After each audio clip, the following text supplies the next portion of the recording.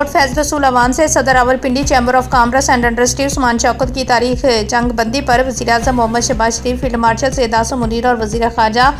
اسحاق ڈار کو مبارکباد۔ اسلام آباد معاہدے کی کامیابی اور خطے میں پائیدار امن کے مثبت اثرات کے لیے پرامید ہے۔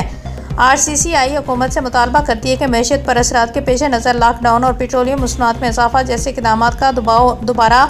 جائزہ لے کر کاروباری اور اقتصادی سرگرمیوں کو فروغ دیا جائے گا۔ بسم اللہ الرحمن الرحیم۔ آج منحصر القوم ہر پاکستانی کا سر فخر سے بلند ہے۔ پاکستان نے ایران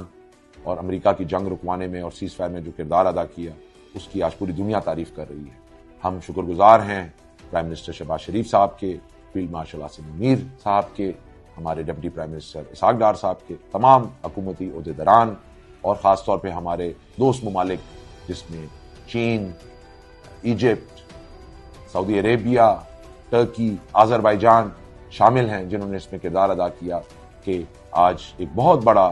ایک ورلڈ وار 3 جس کو کہا جا رہا تھا، عالمی جنگ، اس کو رکوا دیا گیا، جس سے پوری دنیا کی معیشت جو ہے وہ ایک ڈاؤن فال کا شکار ہونے جا رہی تھی۔ انفراسٹرکچر تباہ ہو رہا تھا، پوری دنیا میں انفلیشن اور آئل پرائسز بڑھ چکی تھی، اور اس کو پاکستان نے رکوایا اور آگے آنے والی اکنامک انسرٹنٹی کو روکا۔ اور آج آپ ایز اے پاکستانی تمام سیاسی وابستگیوں کو پیچھے چھوڑ کے اس کو سیلیبریٹ کریں، اور یہ ہمارے لیے ایک بہت بڑا آنر ہے، اور اللہ تعالیٰ نے یہ کامیابی پاکستان کے حصے میں ڈالی ہے۔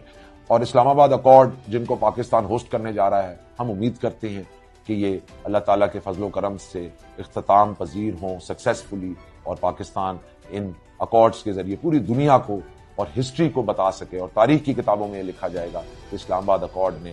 عالمی جنگ، تیسری عالمی جنگ کو رکوایا۔ اور اب میں گزارش کروں گا حکومت سے کہ وہ آنے والے دنوں میں جو آئل پرائس نیچے آ گئی ہے، کل ہم نے دیکھا دنیا کی اسٹاک مارکیٹیں بڑھ گئی ہیں، تو وہ ثمرات عوام آدمی تک پہنچائے۔ جو